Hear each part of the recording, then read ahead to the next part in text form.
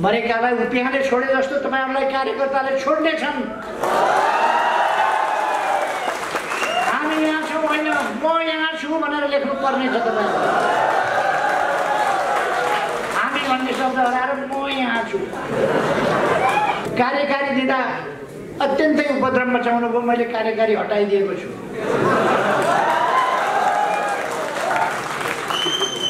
अध्यक्षको पद अहिले पनि कायमै राखेको छ।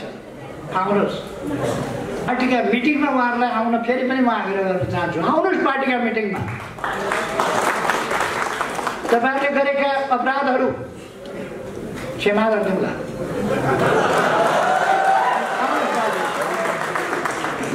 त्यसको नकल गरेर अस्ति आफ्नो पीडा पनि पोखेर हामी यहाँ छौँ भनेर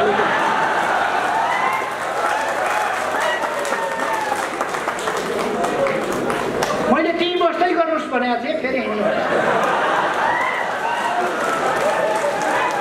किन आएनन् कता गयो भन्ने परेको थियो। हामी यहाँ छौँ भन्ने रहेछ नै साथी, हराए कि भन्ने पिर थियो त्यहाँ रहेछ नै साथी। बस्दै गर्नुहोस्। तर उठेर फेरि हिँड्नु भयो चाहिँ कता जानुभयो त्यसपछि प्रवक्ताले साह्रै बढी च्याक च्याक गर्ने छ्यास छ्यास गर्ने दुर्गन्ध फैलाउने काम गरिराख्नुभयो। त्यसकारण प्रवक्ताबाट हटाइएको छ, तर सचिवालय सदस्य कायमै राखेको छ। आउनुहोस् फर्केर सचिएर काम गर्नु। अध्यक्ष महोदय, मञ्चमा आसीन पार्टी स्थायी कमिटीका सदस्य एवं माननीय मन्त्री लेखराज भट्टज्यू, माननीय ज्यूहरू, केन्द्रीय कमिटीका सदस्यहरू भनेको पार्टीको केन्द्रीय कमिटी, विद्यार्थी नेता साथीहरू र सम्पूर्ण सहभागी साथीहरू एवं सञ्चारकर्मी मित्र,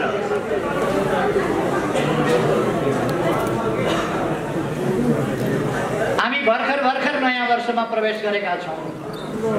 नयाँ वर्ष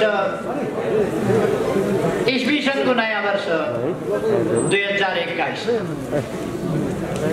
यो वर्ष सबैका लागि सुखमय हुन सकोस्, सुस्वास्थ्यको वर्ष हुन सकोस् र सबैका लागि उन्नति, प्रगति र सफलताको वर्ष हुन सकोस्। मेरो हार्दिक शुभकामना। अवश्य नै यस वर्ष गलत चिजहरू पराजित हुनेछन्, गलत विचारहरू पराजित हुनेछन्, गलत उद्देश्यहरू पराजित हुनेछन्।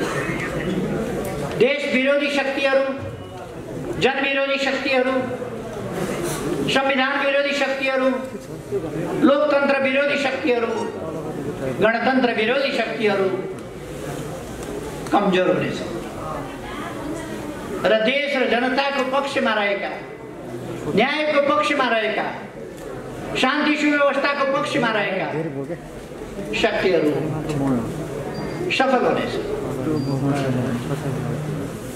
मैले हिजो एउटा कार्यक्रममा बोल्दा पनि भनेको थिएँ, यो वर्ष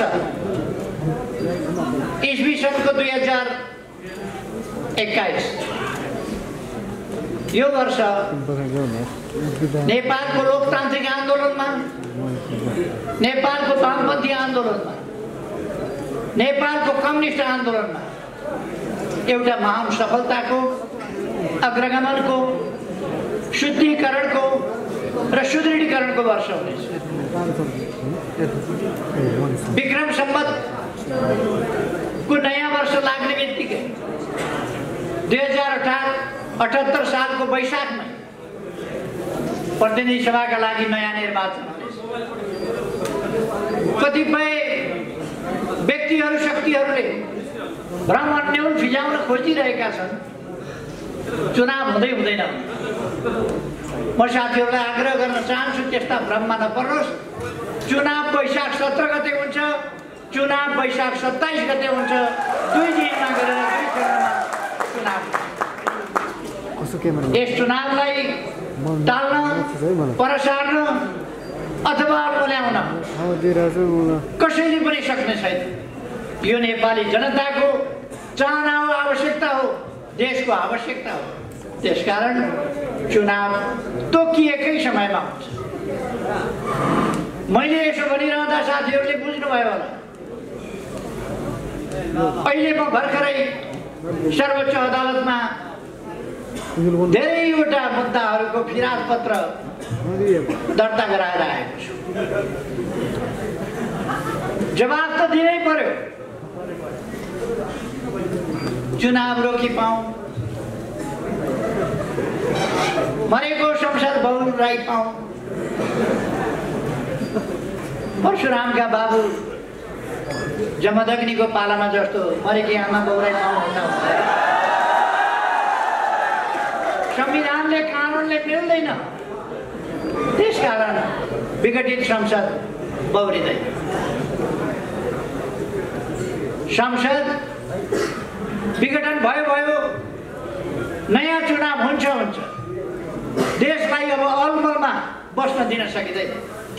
तपाईहरु बुझ्नुहुन्छ, तपाईहरुले भोग्नु भएको छ, देख्नु भएको छ, खेप्नु भएको छ। आफूले गएका 3 वर्षमा अनेरा सोभियु जस्तो गतिशील संगठन, आन्दोलनको मैदानमा जन्मिएको संगठन, आन्दोलनको मैदानमा हुर्किएको संगठन, आन्दोलन अगाडि बढाएर आएको संगठन, त्यस्तो संगठन गएको 3 वर्ष छ कि छैन जस्तो। अनेरा सोभियु यस्तो गतिशील संगठन आज यहाँ तपाईहरु यसरी भेला हुनुभएको छ। बितेका 3 वर्षमा तपाईहरु यसरी भेला हुन सक्नुभएको थियो? भेला हुन पाउनु भएको थियो? तपाईहरु गतिशील हुन पाउनु भएको थियो?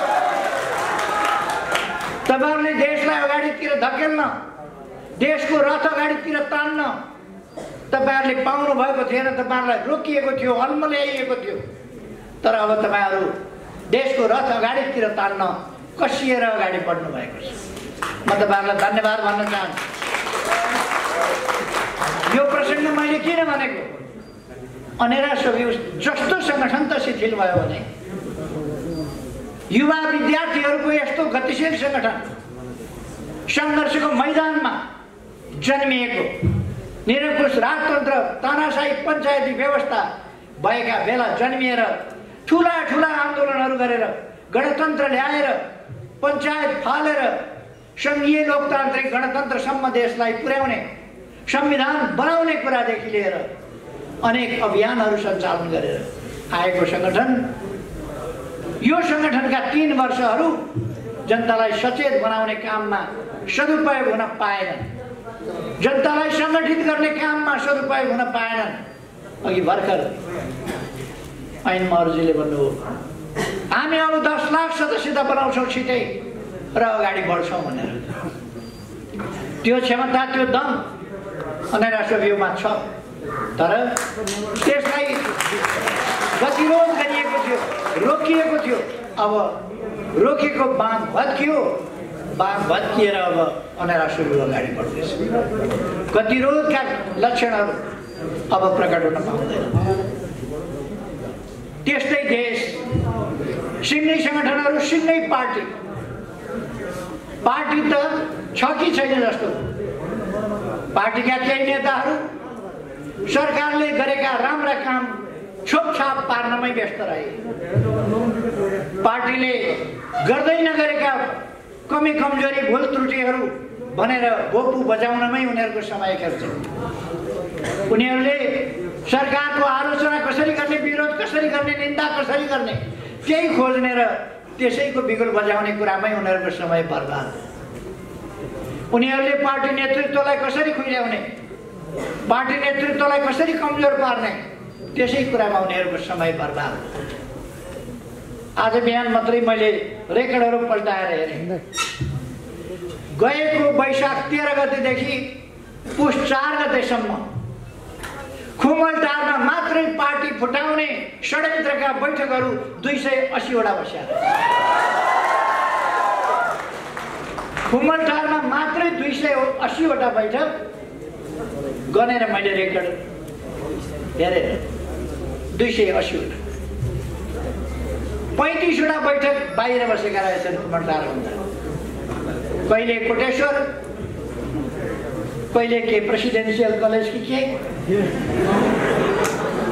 कहिले अगेनाको डिल, कहिले के यहाँ नयाँ मानिसहरूमा एउटा होटल छ फेरि अर्याल होटल, कहिले कसको घर त कहिले कसको घर। अनि यस्तो भेट्टायो भने उहाँहरूले सही गराएर केपी ओलीलाई निकाल्यौँ भनेर बेहोरा थप्नुहुन्छ।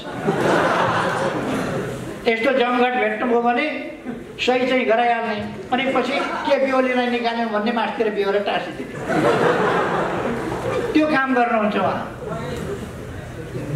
जम्मा 315 वटा पार्टी फुटाउने, सरकारलाई काम गर्न नदिने, नेतृत्वलाई खुइल्याउने, प्रधानमन्त्रीलाई खुइल्याउने, आरोपित र लान्छित गर्ने, झुटा लान्छनाहरू प्रधानमन्त्रीमाथि लगाउने, सरकारलाई बदनाम गराउने, कम्युनिस्ट पार्टीको छाला काट्ने र अब कम्युनिस्ट पार्टी कहिले उठ्न नसक्ने कसरी बनाउने, त्यो धन्दामा लागेका बैठक 315 वटा गर्नुभएको रहेछ। खुद्रा मसिना 2 जना 3 जनाका बैठक बाहेक 315 वटा बैठक, जसमध्ये 280 वटा बैठक खुमलटारमा। केही नेताहरूको खुब मिलेका साथी जस्तो, यता गए पनि सँगसँगै छ, कोटेश्वर गए पनि सँगसँगै, खुमलटार आए पनि सँगसँगै, अगेनाका डिलमा आगो ताप्दा सँगसँगै, कुन कलेजमा पढ्न जाँदा सँगसँगै। क्या मिलेको जोडी, के का लागि? आन्दोलन ध्वस्त पार्न, राष्ट्रियता कमजोर पार्न, नक्सा छापेको विरोध गर्न, संविधान संशोधन भएको विरोध गर्न, त्यो कुरालाई ढाकछोप गरेर भ्रष्टाचारको संरक्षक भयो भनेर न म भ्रष्टाचार गर्छु न गर्न दिन्छु, न भ्रष्टाचारको संरक्षक। म अरूका बारेमा धेरै भनिरहन चाहन्न, देशले चिनेको छ, जानेको छ, को कहाँ बसेको छ, कस्तो छ, के खान्छ, सबैलाई थाहा छ, सबैलाई थाहा छ। के कस्ता काम गरेका छ, कसका लागि लडेको छ, त्यो कुरा सबैलाई थाहा छ। मैले भनिरहनु पर्दैन, म भनेर समय खेर फालिरहन पनि आवश्यक ठान्दिनँ। म के भन्न चाहन्छु भने हाम्रो अगाडिको कर्तव्य म साथीहरूलाई सम्झाउन चाहन्छु। पहिलो कुरो त म तपाईँहरूलाई भन्न चाहन्छु, अनेरा सोभियूका विद्यार्थीहरू, अनेरा सोभियूको विद्यार्थी परिचय पत्र देखाएर अनेरा सोभियूको विद्यार्थी भनेर चिनिनु पर्ने अवस्था बन्न हुँदैन। परिचय पत्र देखाएर जो पनि चिनिन्छ, उसको वर व्यवहारबाट, हानी बानीबाट, बोलीचालीबाट अनेरा सोभियूको विद्यार्थी हो बाबु भनेर सबैले चिन्नुपर्छ। अनेरा सोभियूको विद्यार्थी हो नानी भनेर सबैले चिन्नुपर्छ। उसको हँसिलो चेहराबाट, उसको मुस्कानयुक्त चेहराबाट, उसको चेहरामा झल्किएको आशावादिताबाट, उसको आत्मविश्वासबाट, उसको शालीनताबाट, उसको विनम्रताबाट, त्यसबाट अनेरा सोभियूको विद्यार्थी चिन्नुपर्छ। थाहा पाउनु पर्दछ, बुढाबुढी बसमा आयो भने, चढ्यो भने पहिले उठेर सिट छोडेर यहाँ बस्नुहोस् बुबा, यहाँ बस्नुहोस् आमा भन्ने, त्यो अनेरा सोभियूको विद्यार्थी।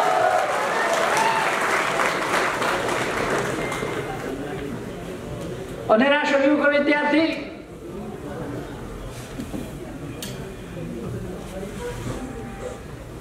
जातीय आधारमा, क्षेत्रीय आधारमा, भौगोलिक आधारमा कसैलाई होच्याउने निन्दा गर्ने गर्दैन।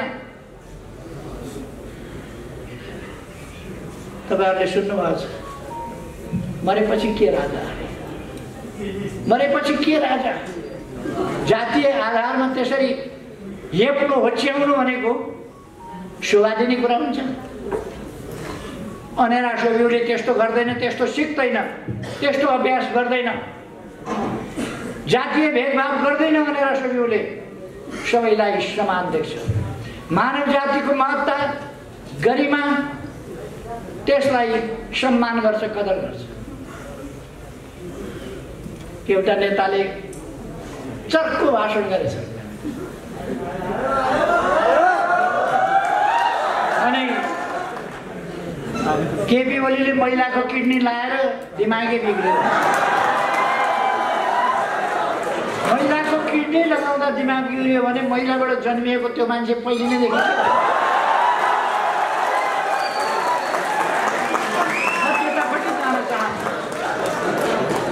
महिला माथिको कत्रो अपमान हो। महिलाको त किडनी मात्रै लगायो भने पनि मान्छे पागल हुन्छ। त्यो दिन बेलुका तिनलाई श्रीमतीले कसरी खाना दिइन् होला?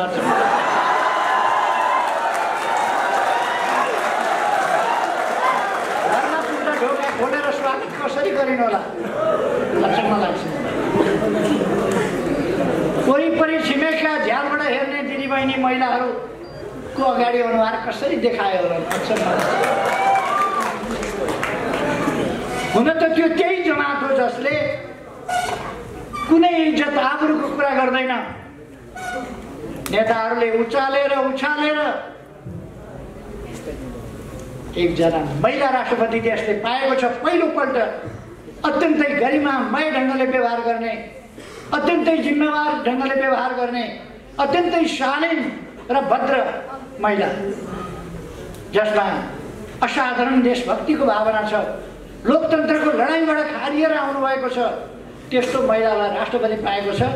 उहाँको इज्जत माथि हमला गर्न, उहाँको मान प्रतिष्ठामा दावा बोल्न, उहाँलाई अपमान गर्न तयार भएर नारा लगाउँदै जुलुसमा नेताहरू मुस्कुराउँदै हिँडेको हामीले देखेका छौँ। शरम हुनुपर्ने हो, शरम हुनुपर्ने हो। सामाजिक कम से कम मर्यादा त राख्नुपर्छ नेताहरूले। आफ्नो जुलुसमा कतिसम्म सभ्य नाराहरू, कतिसम्म असभ्यता के हुनुपर्छ त्यो त ध्यान राख्नुपर्छ।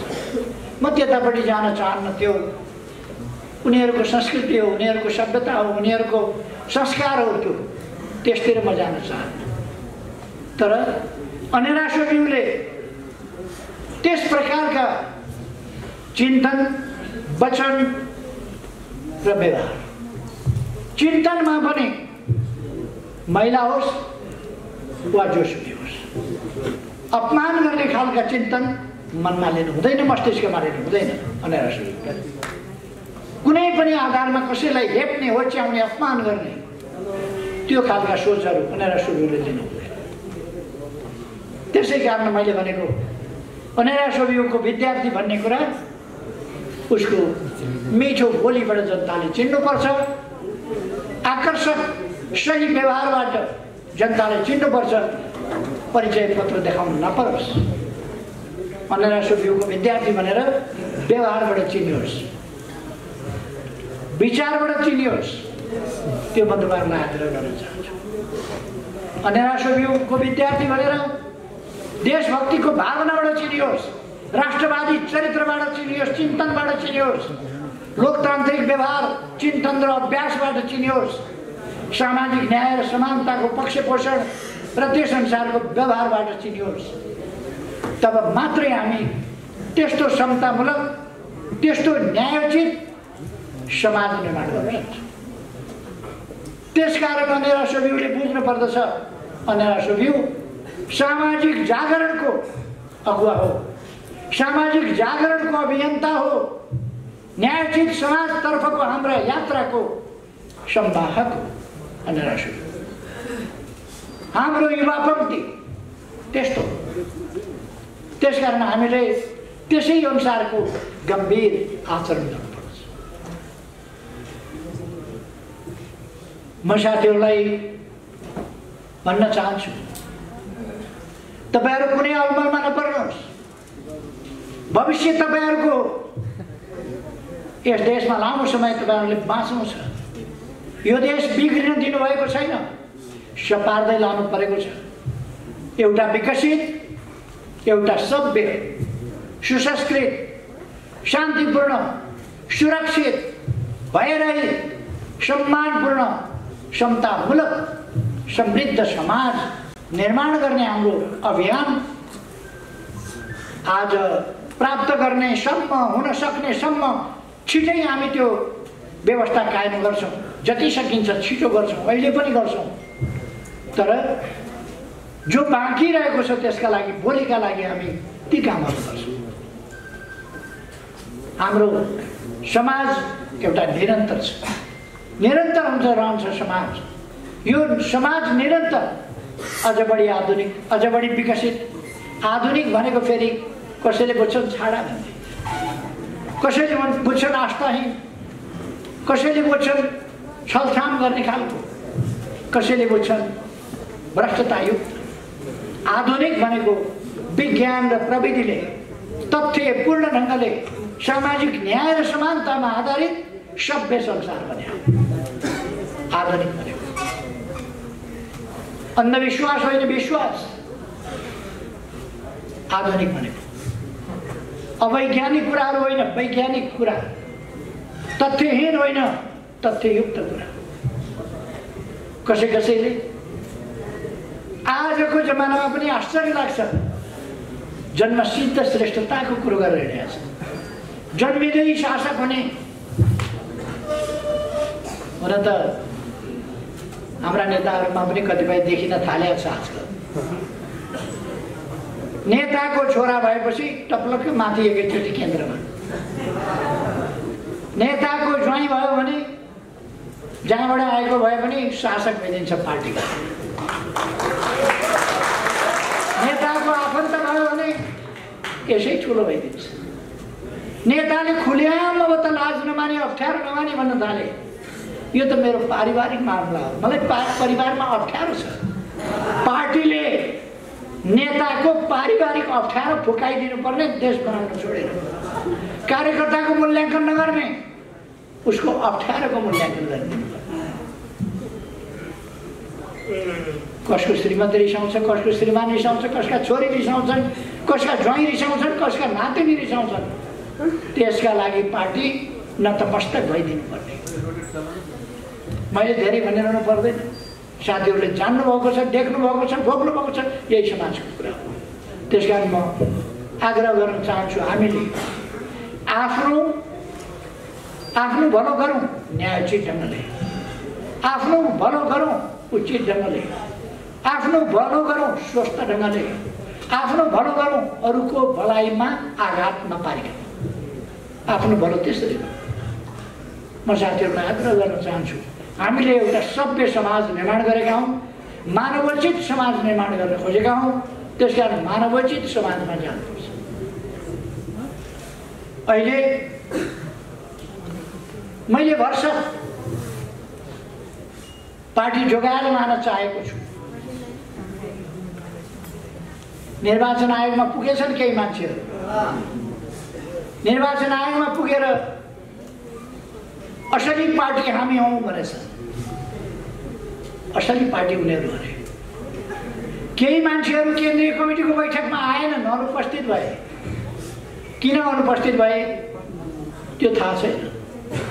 पार्टी केन्द्रीय कमिटीका सम्पूर्ण सदस्यहरूमध्ये 10-12%, 15% होला अनुपस्थित। कहिले कहिले त्यस्तो अनुपस्थिति हुन सक्छ विभिन्न कारणले। हामीले केही कारणले अनुपस्थित भए होला साथीहरू ठान्यौँ। उनीहरू त निर्वाचन आयोग गएछन् र भनेछन् हामी बहुमतमा छौँ। कहाँ गने यिनीहरूले मान्छे, कहाँ गने थाहा छैन। बहुमत छौँ भनेर झुट बोल्ने बानी परेकालाई केही लाग्दैन। 3:30 बजे दर्ता गर्न गएका अविश्वासको प्रस्ताव भनेर 5 गते 3:30 बजे संसद विघटन भइसकेपछि, संसद विघटनको घोषणा भइसकेपछि 3:30 बजे संसद सचिवालयमा पुगेका थिए अविश्वास दर्ता गर्न। संसद सचिवालयले भनेछ संसद विघटन भइसक्यो, के को अविश्वास दर्ता? तैपनि मानेनन्। संसद सचिवालयले भन्यो ढिलो पहिले नै गरे भए हुन्थ्यो।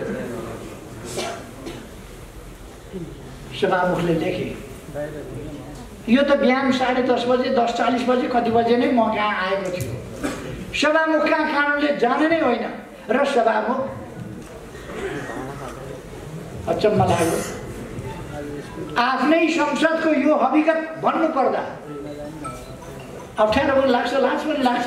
सभामुख जस्तो मान्छेले 3:30 बजे लगेको निवेदन 10:30 बजे नै ल्याएको थियो भनेर कृत्य साक्षी बस्छ। सभामुख जस्तो मान्छे कृत्य कामको साक्षी बस्नु कहाँसम्म लज्जाजनक, कहाँसम्म संसदीय प्रणालीको तमासा, कहाँसम्म त्यसको हुर्बत लिने काम हो तपाईँहरू बुझ्नु सक्नुहुन्छ। यता मलाई धेरै जानु छैन, उहाँहरूको झुट बोल्ने बानी हो। प्रमाण छ निर्वाचन आयोगमा उहाँहरूले कति 10:30 कि 10:40 दर्ता गरेका छौँ भनेर निर्वाचन आयोगमा उहाँहरूले निवेदन दिनुभएको रहेछ। संसद सचिवालयले वक्तव्य दिएको छ 3:30 बजे मात्रै ल्याएका हुन् हामी कहाँ, 3:30 बजे मात्रै दर्ता गरेको दबावका कारण वक्तव्य छ संसद सचिवालय। निर्वाचन आयोगमा जानुभयो उहाँहरू। निर्वाचन आयोगले तपाईँहरूको यो दाबी नै भएन, दाबी नै पुगेन, जानुस् भनेर फर्काइदियो। उहाँहरूले हल्ला चलाउनु भयो, जोरदारले कराउनु भयो, सकेसम्म सबै मिलेर कराउनु भयो। केपी ओलीले झुट बोल्यो, नयाँ रहस्यको उद्घाटन केपी ओलीले झुट बोल्यो भनेर निर्वाचन आयोगले के भन्यो त उहाँहरूलाई? तपाईँहरूको दाबी पुग्यो भन्यो त? केपी ओलीले झुट कुरा बोल्यो। प्रायोजित सञ्चार माध्यमहरू पनि कराए। कठै गरे किन कराएका? लगानी गर्नु त देशका लागि लगानी गर्नु, लगानी गर्नु लोकतन्त्रका लागि लगानी गर्नु, पत्रकारिता गर्नु देशका लागि गर्नु, जनताका लागि गर्नु, विकासका लागि गर्नु, शान्तिका लागि गर्नु, सत्यताका लागि गर्नु। केही सञ्चार माध्यमहरू, अब यो केही भन्ने चाहिँ सञ्चार माध्यमले सुन्छ कि सुन्दैन मलाई थाहा छैन। सञ्चार माध्यमलाई गाली गर्यो भनिदिन्छन्, सञ्चार माध्यमलाई होइन।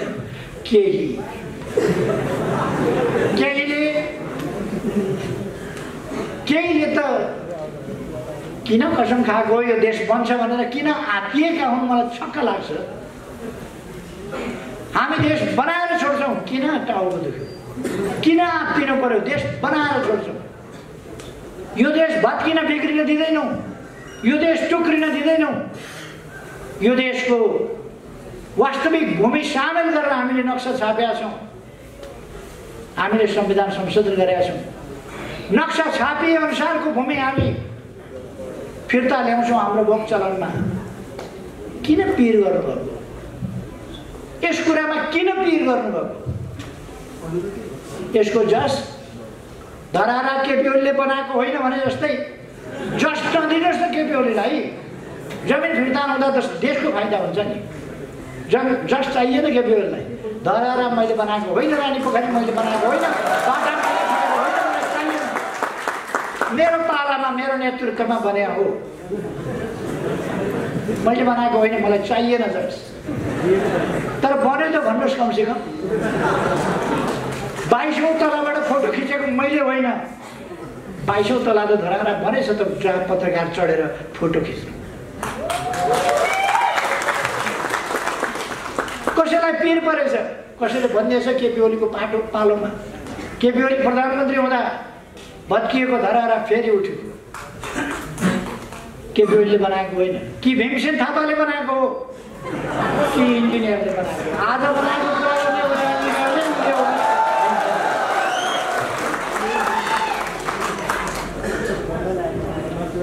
चित्तको कुरा हो त्यो। मलाई चित्तसँग केही भन्नु छैन। खै अब हामी सही विचारहरू लिएर, देशभक्तिपूर्ण विचारहरू लिएर, लोकतान्त्रिक विचारहरू लिएर, शान्तिपूर्ण विचारहरू लिएर, सुशासनका विचारहरू लिएर, भ्रष्टाचार विरोधी विचारहरू लिएर, विकासका विचारहरू लिएर जनताका समस्याहरू समाधान गर्ने विचारहरू लिएर जनताका सामाजिक समस्याहरू समेतलाई ध्यानमा राखेर तिनको समाधान गर्ने विचारका साथ अगाडि जान्छौँ। ती कार्यक्रमहरू लिएर अगाडि बढ्छौँ र सामाजिक न्याय र समानता पछाडि परेका ठाउँहरूलाई, क्षेत्रहरूलाई, व्यक्तिहरूलाई, समुदायहरूलाई अगाडि बढाउँदै हामी अगाडि जान्छौँ। त्यसकारण यो अभियानमा अब हामी सामेल हुने हो। हामी अत्यन्तै गतिशील ढङ्गले अगाडि बढ्ने हो। भ्रममा पर्ने होइन, भ्रमबाट मुक्त हुने हो। हाम्रो सूर्य चिन्न पाइँदैन कि कतिपय साथीहरूमा चिन्ता छ। हामीले नपाएर कसले पाउँछ त हाम्रो सूर्य चिन्ह?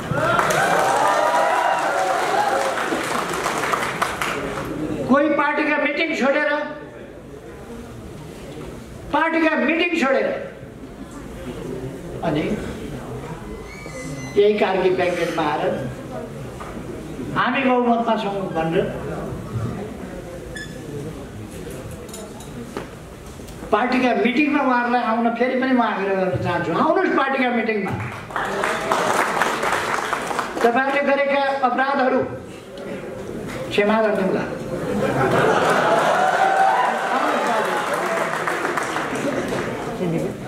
कार्यकारी भन्ने मैले दिएको थिएँ। कार्यकारी दिँदा अत्यन्तै उपद्रव मचाउनु भयो। मैले कार्यकारी हटाइदिएको छु।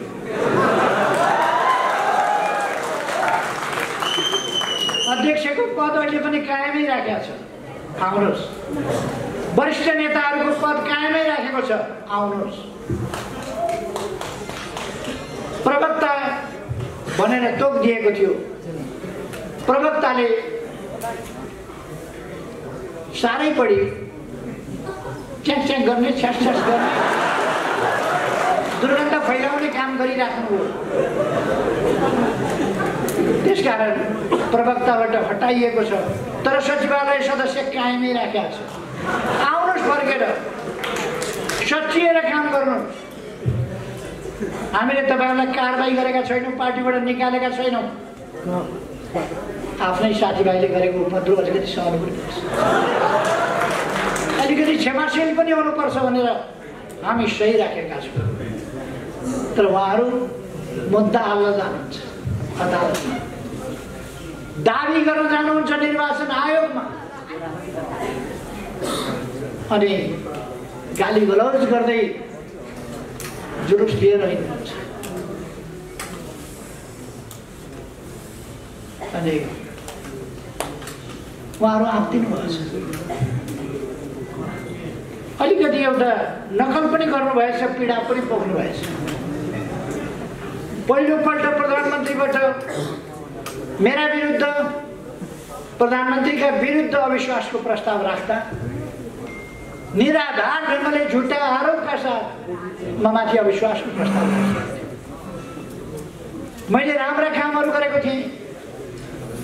चीनतिरबाट यातायात र पारवनको सम्झौता गरेको थिएँ, नाकाहरू खोलेको थिएँ, व्यापार सम्झौता गरेको थिएँ, अरू थुप्रै कुराहरू भएका थिए।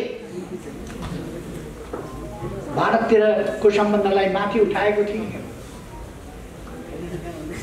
नाकाबन्दीको डटेर सामना गरेको थिएँ। यी सबै कुराहरूले आत्तिएर केपी ओली लोकप्रिय हुने भयो भन्ने डर उहाँहरूलाई परेर उहाँहरूले झुटा आरोपका साथ ममाथि अविश्वासको प्रस्ताव राख्नुभयो। त्यसको जवाब दिँदै मैले भनेको थिएँ, मैले अलिकति उहाँहरूको तौर तरिका देखेर अलिक आक्रोशित गरेर मैले भनेको थिएँ। मैले एक्सटेम्पर बोलिराखेको थिएँ, त्यसकारण मलाई बोल्दै जाँदाखेरि मैले अलिकति अङ्ग्रेजीमा भने, this is not the end of time, this is a continuous process and we are here, don't forget it. मैले त्यति बेला भनेको थिएँ त्यो समय अन्त्य भएको छैन, समय चालु छ, प्रक्रिया चालु छ, हामी यहीँ छौँ भन्ने कुरा नबिर्स। मैले त्यसको नकल गरेर अस्ति आफ्नो पीडा पनि पोखेर हामी यहाँ छौँ भनेर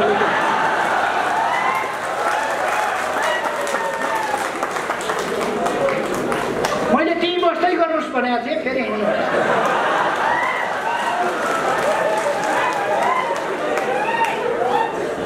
मलाई पनि केन्द्रीय कमिटीमा साथीहरू आएनन् किन आएनन् कता गए भन्ने परेको थियो हामी यहाँ छौँ भन्ने मण्डलामा रहेछन् है साथीहरू हराए कि भन्ने पिर थियो त्यहाँ रहेछन् है साथीहरू बस्दै गर्नुहोस् तर उठेर फेरि हिँड्नु भयो चाहिँ कता जानुभयो त्यसपछि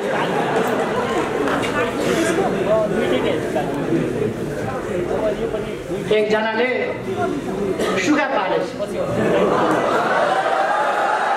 अनि सुगालाई रमाऊ रमाऊ खुसी हो रमाऊ रमाऊ खुसी हो भन्न सिकाएछ सकारात्मक सोच हुनुपर्छ भन्ने छ नि आजकल हो त्यही लाइनमा उसले कति गोपी कृष्ण कहो सिकाउने भनेर रमाऊ रमाऊ खुसी हो रमाऊ रमाऊ खुसी हो भन्ने एकजना कोही मर्यो सुगालाई के मतलब उसले रमाऊ रमाऊ खुसी हो सुगाले त त्यही बोल्यो कुन प्रसङ्गमा मैले हामी यहाँ छौँ नबिर्स फेरि फर्केर आउँछौँ भनेका थियौँ हामी फेरि फर्केर आउँछौँ त्यसको नकल गरेको मण्डलामा हामी यहाँ छौँ दुनियाँलाई थाहा हो आजकल उहाँहरू मण्डलामा आउनु सबैलाई थाहा हो मण्डलामा आउनु मण्डलामा किन बस्नुहुन्छ यत्रो महान पार्टी छ अनि राष्ट्रयुका थोरै नेताहरू भेला हुँदा यत्रो सभा छ मण्डलामा किन जानु पर्यो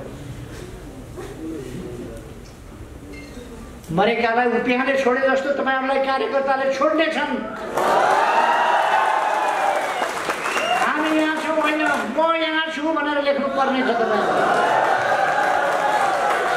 हामी भन्ने शब्द हराएर म यहाँ छु किन त्यो नौबत किन त्यो अवस्थामा पुग्नुहुन्छ आउनुहोस् पार्टीमा आउनुहोस् हामी फेरि यहीँ छौँ भनेर लेख्नुहोस् हामी फेरि यहीँ आइपुग्छौँ तपाईँहरूलाई फेरि पनि हामी गल्ती कमजोरी र बदमासीका बावजुद सही खतमा आउनुहोस् देश बनाउने यस महाअभियानमा तपाईँहरूका स्वार्थी प्रवृत्तिहरू त्यागेर आउनुहोस् अब तपाईँहरूका आत्मकेन्द्रित स्वार्थी पदलोलु महत्त्वकांक्षी प्रवृत्तिहरू छोडेर आउनुहोस् तपाईँहरूका छटपटी केमा छन् देशलाई थाहा छ दुनियाँलाई थाहा छ तपाईँले किन छटपटाउनु सबैलाई थाहा छ त्यस्ता छटपटीहरू छोडेर आउनुहोस् पार्टीमा तपाईँहरूका ठाउँहरू यथावत छन् तपाईँहरू बस्ने कुर्सी हामीले यथावत राखिदिएको छ तपाईँहरूलाई पिर कुर्सीको छ धेरै थाहा छ तपाईँहरूलाई कुर्सीको पिर भएको हुनाले कुर्सी यथावत राखिदिएको छ पार्टीले आउनुहोस् बस्नुहोस् खै उहाँहरू आउनु भएन भने पनि यो अभियान अगाडि बढ्छ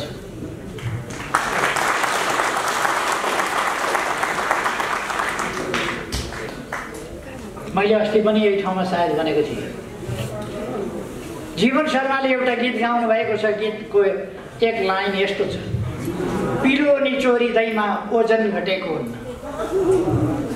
2-4वटा पिलो निचोरिएर बाहिर निस्क्यो खिल भने पनि शरीरको ओजन घटेको हुन्न त्यसले नोक्सान पारे हुन्न अझ मजबुत भएर पीडा रहित भएर अगाडि बढ्छ आन्दोलन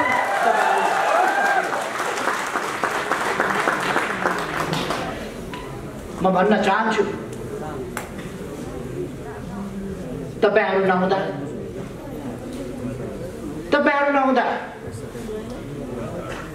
तपाईहरु शहीद भएको भए शहीद भएर गएको भए श्रद्धाञ्जली दिन हुन्थ्यो तपाईहरु शहीद त होइन अब तपाईहरुलाई कार्यक्रमहरुमा स्मरण गर्नुपर्ने पनि आवश्यकता छैन खाली तपाईहरुले जुन धुलो उडाउनुहुन्छ त्यसमा हामीले पानी छम्किनु पर्छ त्यो धुलो तपाईहरुले दुर्गन्ध फैलाउनुहुन्छ, त्यहाँ हामीले अलिकति अत्तर छर्किनुपर्छ। तपाईहरुले अनेक फोहोर मैलाहरूको डुङ्गुर फैलाउनुहुन्छ, छर्किनुहुन्छ, छर्नुहुन्छ, हामीले त्यसलाई सफा गर्नुपर्छ। यो लडाई उद्देश्यहरूको लडाई हो, यो लडाई विचारहरूको लडाई हो। जाल झेल तिक्रमले हाम्रा महान उद्देश्यहरूलाई ओझेल पार्न सक्दैन। हाम्रा महान विचारहरूलाई, हाम्रा महान यात्रालाई यस सानोतिनो व्यवधानले रोक्न सक्दैन। तपाईहरु आन्दोलनभित्र बसेर, पार्टीभित्र बसेर, घाँसभित्रै छुपेर बसेको, लुकेर बसेको हरियो साँप जस्तै आन्दोलनभित्र बसेर आन्दोलनलाई कमजोर पार्ने, आन्दोलनलाई बदनाम गर्ने, कम्युनिस्ट पार्टीको 2/3 कामै लागेन भन्ने, 2/3 हामीसँग अलिकति थिएन, तर उहाँहरूले 2/3 को सरकार कामै लागेन भनेर कराको कराई गर्नु। भित्र बसेर देशको समय बर्बाद गर्ने स्थिति ल्याउनु भयो। त्यसकारण संसद भङ्ग गर्नु पर्यो। अब तेज तर्रार सांसदहरूको, अब षड्यन्त्रकारीहरूको होइन, जाल झेल टिक्रमकर्ताहरूको होइन, आफू आफ्ना सन्तान, आफ्ना नातागोता र आफन्तहरूलाई मात्र हेर्नेहरूको होइन, देश हेर्ने, देश बनाउने, जनता हेर्ने, जनतालाई माया गर्ने, जनताका समस्या समाधान गर्न अगाडि बढ्नेहरूको संसद बन्नेछ। हेर्दै जानु होला, हेर्दै जानु होला। अलिक समय तपाईहरु पछि पछि कुद्दै गर्नुहुनेछ। हाइवेमा बस कुद्यो भने त्यस हाइवेमा कतैबाट झरेर आएको सुकेको पात त्यो बससँगै अलिक परतिरसम्म सँगसँगै कुद्छ, तर त्यो एकछिनपछि केही छोडिन्छ, बस मात्रै अगाडि। तपाईहरुले बुझ्नु भयो हुन्छ, सुकेका पातहरू एकछिन हल्लिने हुन्, त्यसपछि ती थानको लाग्छन्, बस अगाडि बढ्छ।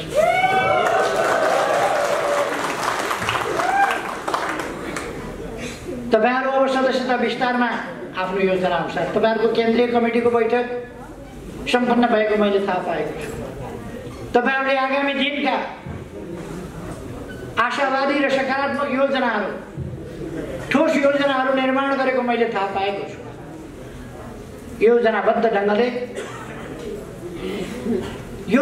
ढङ्गले अगाडि बढ्नुस्, आफ्ना कामहरूलाई गतिशील ढङ्गले अगाडि बढाउनुस्, संगठन विस्तार गर्नुस्, सदस्यता विस्तार गर्नुस् र त्यो संगठन